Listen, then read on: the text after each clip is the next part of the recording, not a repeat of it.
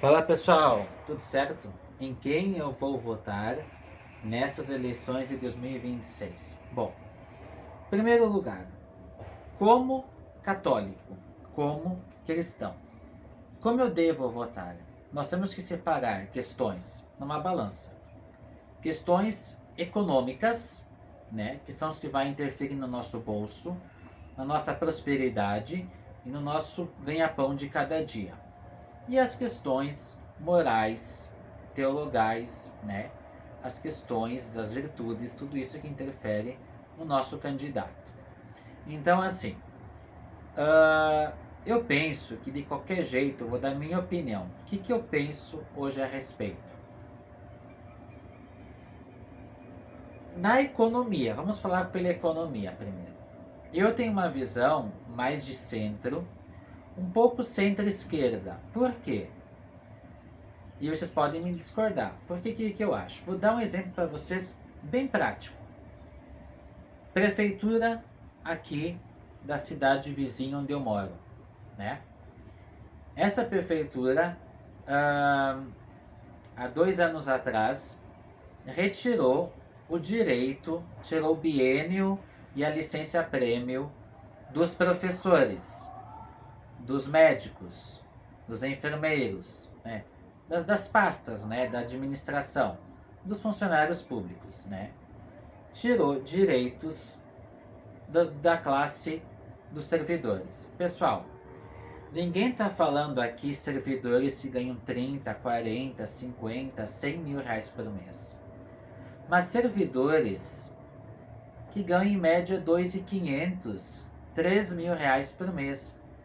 E foi tirado direitos deles. E isso tem acontecido em muitas prefeituras. Com aquela ideia de direita.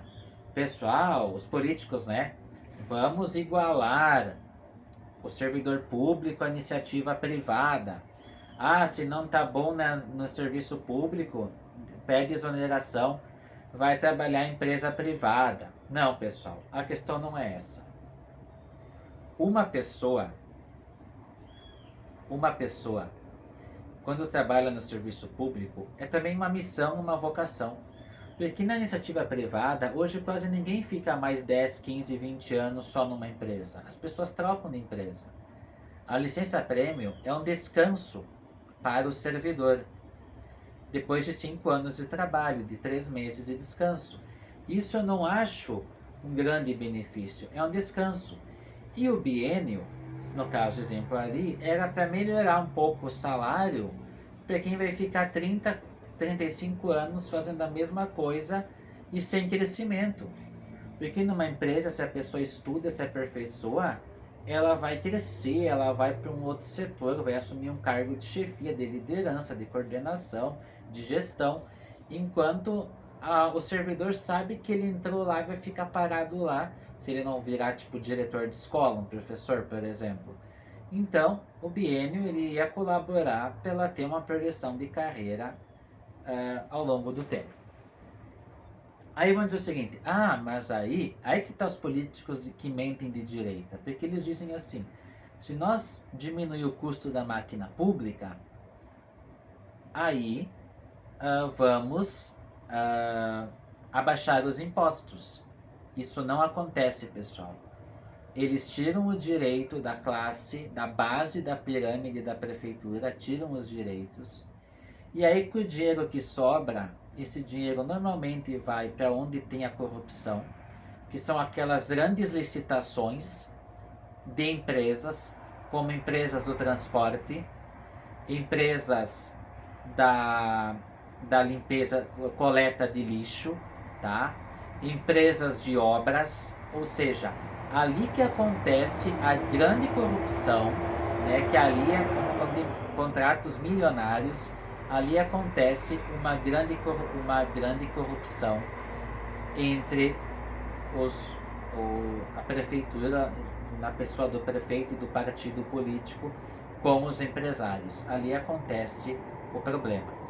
Voltando, agora aquele professor, aquele enfermeiro, aquele técnico de enfermagem que ganha 2,5, 3.500 reais, 4 mil reais por mês, Se ele tem os direitos retirados e vai ganhar menos ao longo do tempo, quem sai prejudicado? Eu vou dizer quem? O comércio, o supermercado, o salão de beleza, o varejo em geral, o mercado, pessoal, que é formado pelos pequenos e médios empresários. Porque o concurso público e os salários de prefeitura ajudam a distribuir a renda e largar na sociedade.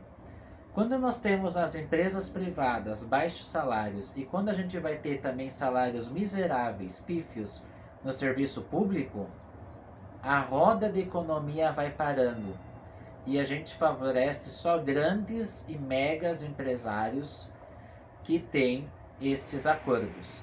E nessa prefeitura que eu citei, eles têm tirar o direito dos servidores e construíram um palácio para a Câmara de Vereadores de 25 milhões de reais.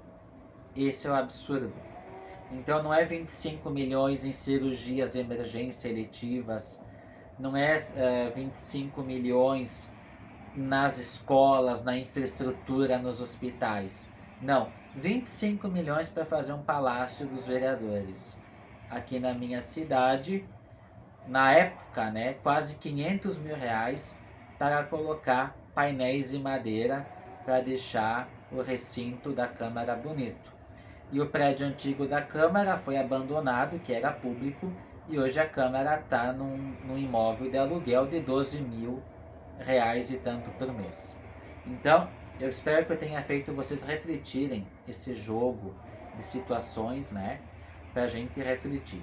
Agora, na questão moral, um católico, um cristão não pode votar num candidato, acima de tudo, candidato corrupto.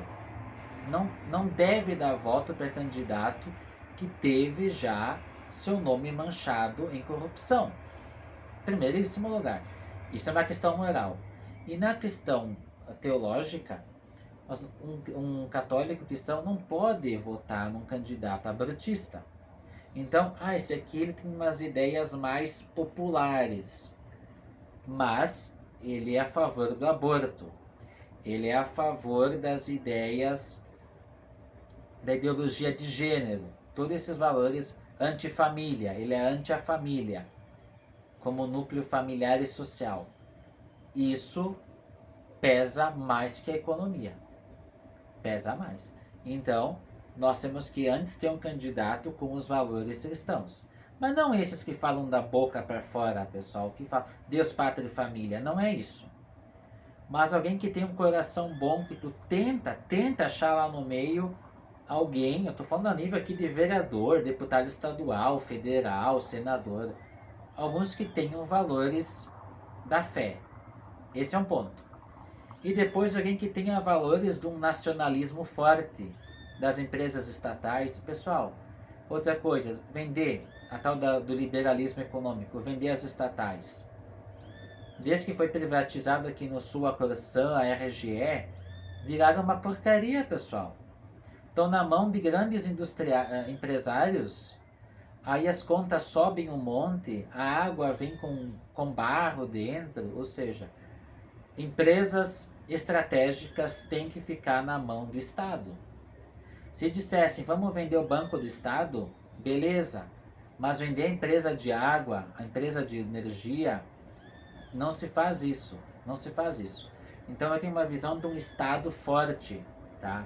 Nas suas... O Zema falou que o candidato quer vender a Petrobras. Não, pessoal, a Petrobras é do povo brasileiro. O lucro da Petrobras tem que ser distribuído para o povo brasileiro, tá? E se a Petrobras um dia desse muito lucro, então que vai para o cofre da União e a União retira impostos do contribuinte, tá? Então, áreas estratégicas é do Brasil, né? Então, eu não vou dizer quem eu vou votar, que eu nem pensei ainda. Mas espero que dá do norte para quê? Valores cristãos e uma economia patriota, uma economia soberana, uma economia nacionalista e desenvolvimentista. Tá certo, pessoal? Pensem nisso aí que eu falei para vocês e até o próximo vídeo. Abraço e tenha uma boa eleição. Votem consciente, tá bom? Valeu!